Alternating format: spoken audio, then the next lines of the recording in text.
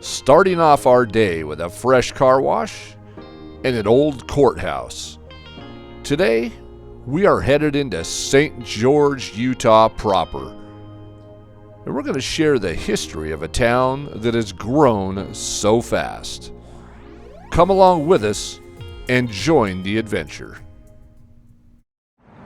Welcome everyone to Weekend Escapades. Today we find ourselves in St. George at the Pioneer Museum. As you can see behind me, it was established in 1938. It's a beautiful old brick building, and we're going to head on in and see what it's all about. At first glance, when you're walking up, you can see it is absolutely open, which is a good thing. So right here in front of the museum, this beautiful building, there's a placard right here, and it says to the right, which should be right here, is the top portion of an iron pile driver, and that was used to drive volcanic rock into the swampy ground to form the foundation for the building of St. George, the temple. Admission is free, so we're going to head on in. The minute you walk into this museum, you can see how packed full of history it is. Mormon pioneer history. All of the pictures have numbers and names, and you can read about what everybody's done. And they've also had a tremendous amount of collectibles, and there's one now.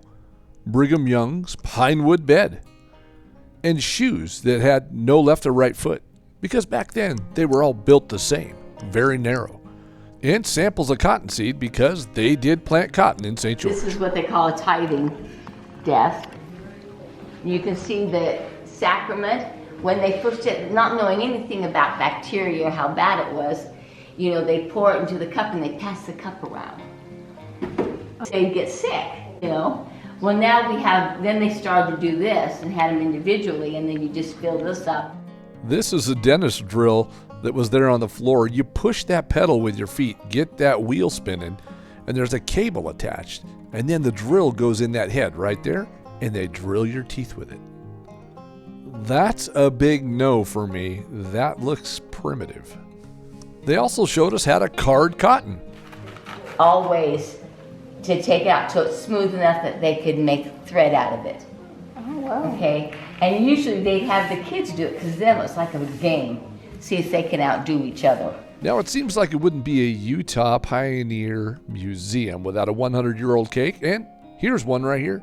And they also have one in Hurricane, Utah. We put a video up on that, and we found another 100-year-old cake. Now I imagine it would take days to go through this museum and learn everything, as you can see all the pictures on the wall. Even these kerosene stoves. They were collected and have where they were used and the names of the people who used them. Now that is detail.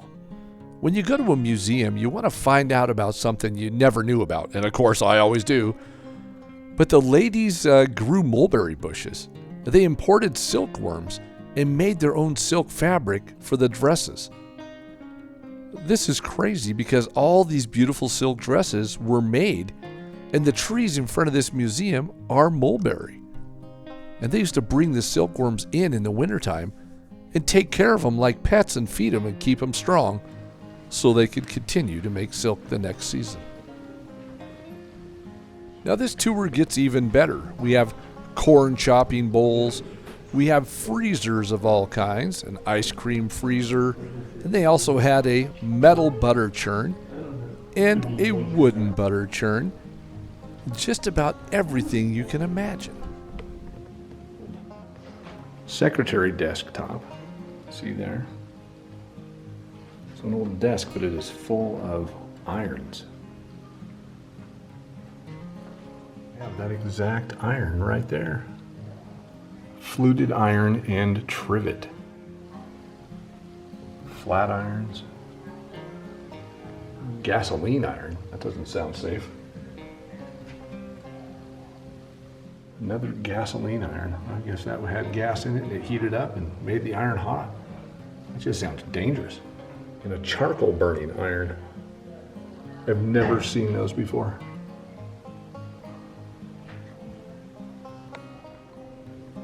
There's a few powder horns there. Winchester model 1873, and I only know that because it says it right there. Double barrel shotgun. A revolver. This belt makes me think of an old West movie.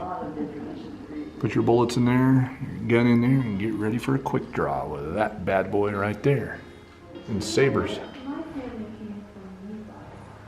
Now these are jackets worn by the Mormon militia, but two of them were worn by Apostle Erastus Snow. The one in the middle is a one of a kind, the only one in existence. The buttons on that jacket show NL Lifeguard, which is a group of men who were bodyguards for Joseph Smith and Hiram Smith, and it was made between 1840 and 1845. And this Brigadier General's jacket was also worn by Erastus Snow, and he served in the Utah militia in southern Utah. And they even have a picture of him wearing that exact jacket. I'm telling you, this museum has the details on everything. We still have a ringing in our ears from what's about to happen, but this is how they told time. So if there was a meeting or something. That's right, this bell told you the time. Time to come get dinner, and time to watch out for danger. They had bells for everything. School, church, warning, cattle, you name it, they had bells. Could see myself wearing that. Someone would take that out and dispose of it. Kind of stylish. You know, so that made nice. The Weekend Escapade suit presses. These are letter presses. Yeah. Used to copy business letters and personal letters from members of the church. This is a bellows here. Look at that. It's so big they probably. And that's not scary at all. To dry the ink on paper and Handmade stuff like doll. That is. It's like a Halloween this is prop. Where they made them. Okay, so after being in the museum across the street, now the museum was built as a museum. Nobody really lived there. That's what it was built for. But this is the original courthouse. And we're going to head in the back of the courthouse. I'll share the front with you. But from the museum, you walk straight over here. We're going to go into the historic courthouse. There's supposed to be a jail in here and a tremendous amount of St. George history. Now this courthouse was built in 1866 and it was completed in 1876. It took them 10 years to build this, stone by stone, and it was used as a courthouse until 1960. And take a look at this old vault. I love vaults. I don't know why, but it's like a thing. I think I'm going to have to start looking up a lot of history about these because I find them fascinating. So here's a little history on this safe that's right here on the floor. This is one heavy safe, and the tour guide is related to the sheriff who tried to move it. The sheriff needed this safe moved so bad that it cost him his life. When he lifted this safe, he tried so hard to lift it, he busted a blood vessel in his head and died on the spot. It says so right there. Died while lifting safe. Tragic accident. But an amazing story. Like a jail or a prison right away. Except for that, that's a modern update. A little heater, furnace system, I guess. And what I thought was a jail cell wasn't. This was actually a room where people used to come to town to stay because there was no hotels in town. But they had to stay right next to the prisoners in the cells. So this is the inside of the jail cell for the jail. No windows at all. Just absolute darkness because there was no light at all. You can see that's the light in the hallway. And that's the floor. Up there you can't see it because it's so dark. I'll turn on the light. There it is. And that's literally the floor to the upstairs. You can see the rock here. So it's like some brick and rock that would have constructed across the top. So this is probably more open than it was. I think the ceiling reached right around here. They were all farmers, so they wouldn't mind. But this is all original inside. And that's a big no for me. And that's the plumbing they would have had. And you sleep on the floor. Bed on the floor. and a bucket in the corner. Now across the way, right over here, because the prisoners were behind us, And if you this look would have been at the next one, the office right there. for the sheriff. Now, when you walk into the sheriff's office, the first thing you see is vigilante justice. And that's the Silver Reef Jail right there in that picture. We've got a whole story put up on our channel about that. I'll see if I can link the video below so you can watch that as well. Because that sheriff right there and that gentleman right there were both involved in that story. Has anyone ever noticed that the Old West lawmen always had amazing mustaches? I bet this jail wasn't too bad, as it's really hot today, but it's super cool down here. Okay, so after seeing the jail downstairs, we are headed upstairs to see the courtroom where they had they held school, and of course all the other town meetings, and I guess they said they had some opera up here as well. Right here, the courtroom office, the robes and all the books to uphold the law in St. George. The scales of justice. Here it is, the courtroom. By now, I'm sure a lot of you are asking, where did St. George get its name? Well, we are in Utah, and it was named in honor of a Mormon apostle, George A. Smith, also known as the Potato Saint, because he urged early settlers to eat raw, unpeeled potatoes to curb off scurvy.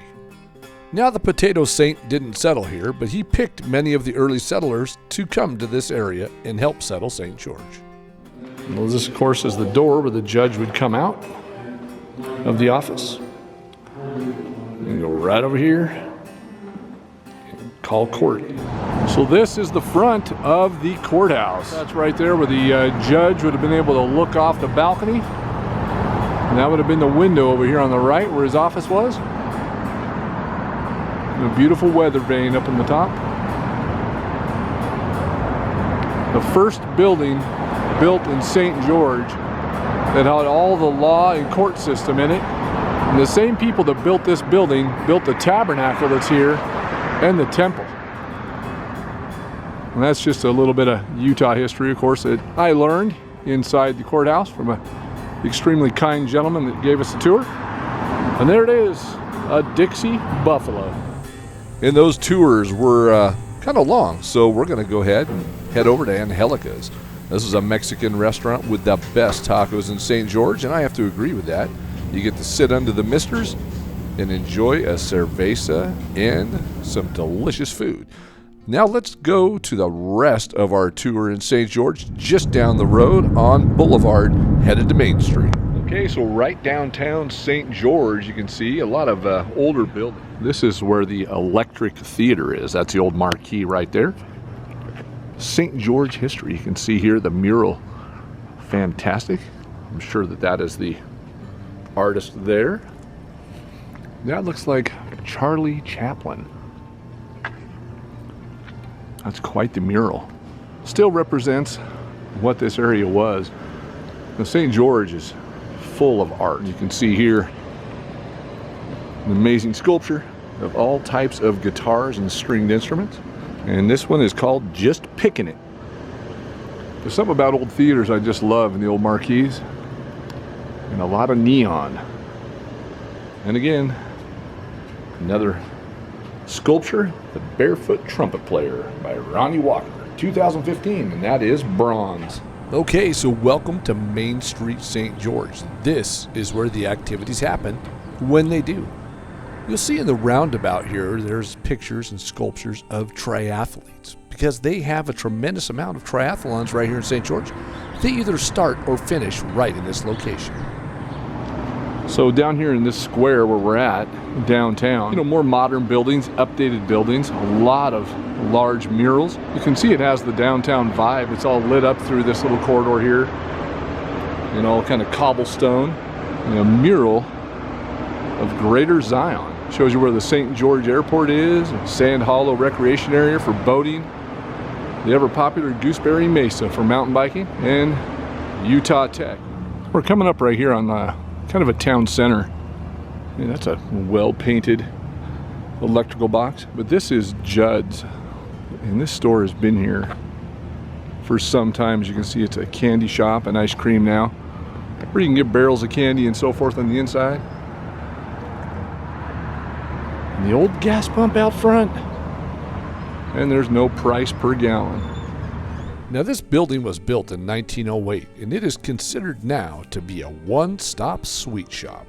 Welcome to Greengate Village, established in 1862. Let's walk it. And all of these back here are preserved buildings from, of course, when St. George was developing back in the day. This old home here is the Bentley House, and this was established in 1876. So this has been here for some time. There's a nice little placard on the wall.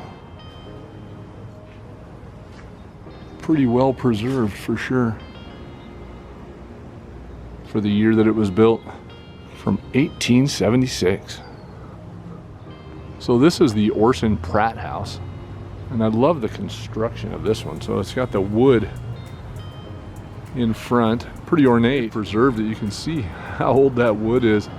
And this is part of the, of course, the historical site as well. Just love these old buildings.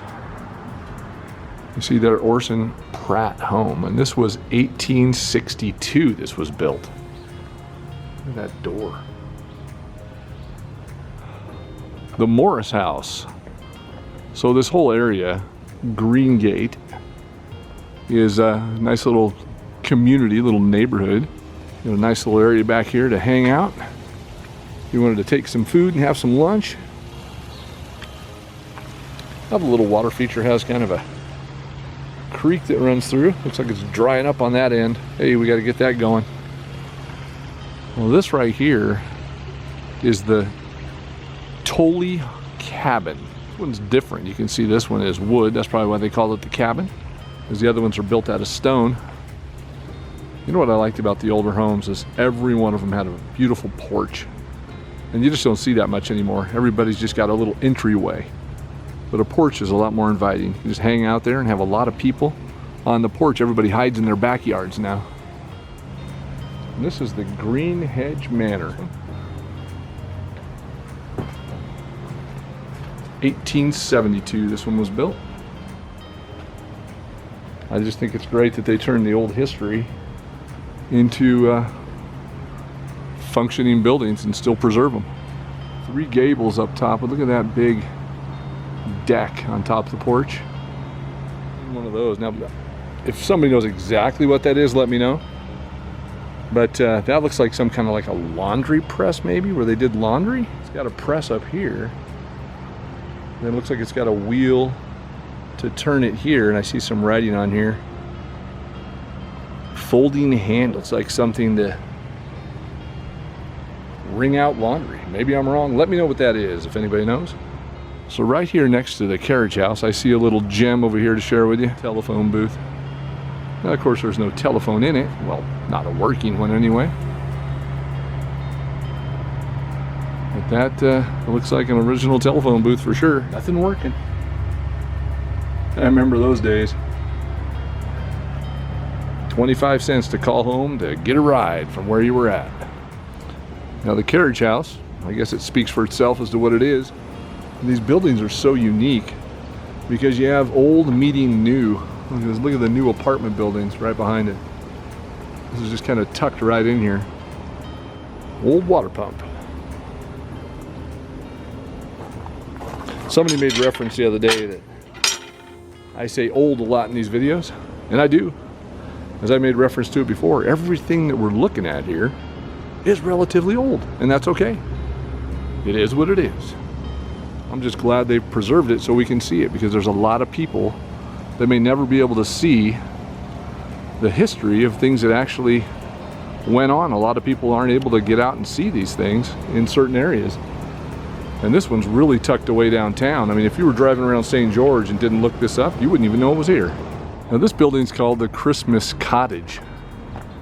It was built in 1864 and is now Barbers of Greengate, because we are in the Greengate district.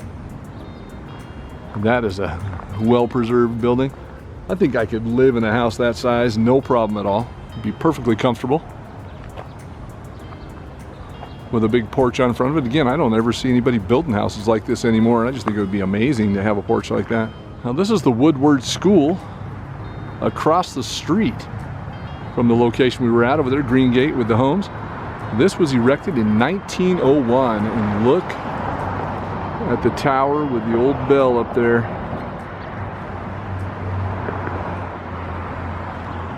1901. Now we have to remember we are in Utah, so a lot of the things built here. This is a historic sculpture garden. And all the pioneers, I mean most of the pioneers, well, the ones that are really documented, came from the church. So everything around here, of course, is centered around the church. So this is a statue of Daniel McCarthy, Daniel D, from 1820 to 1908. Daniel Duncan MacArthur was called up in 1861 by Brigham Young to help establish a settlement in the harsh climate of southern Utah. As you can see, the book in his hand and the wagon wheel in the other. Beautiful statues, and that is Juanita Brooks, distinguished Utah historian. William Carter, 1821 to 1896. He was a member of the Vanguard Company, the first group of saints to travel to what is now Utah in 1847, and cultivated land along the way so that the crops could be planted for travelers who followed. That sounds like a lot of work.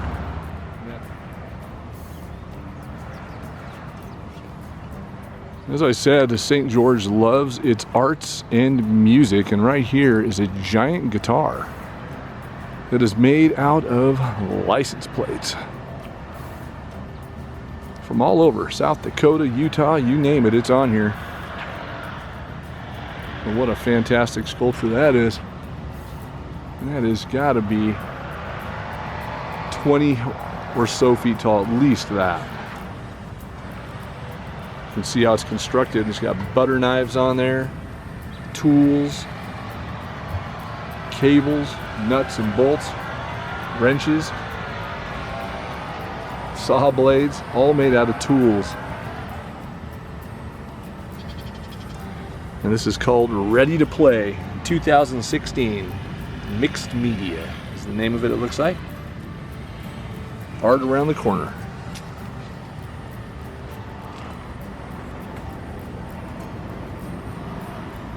Leaf blower in the background.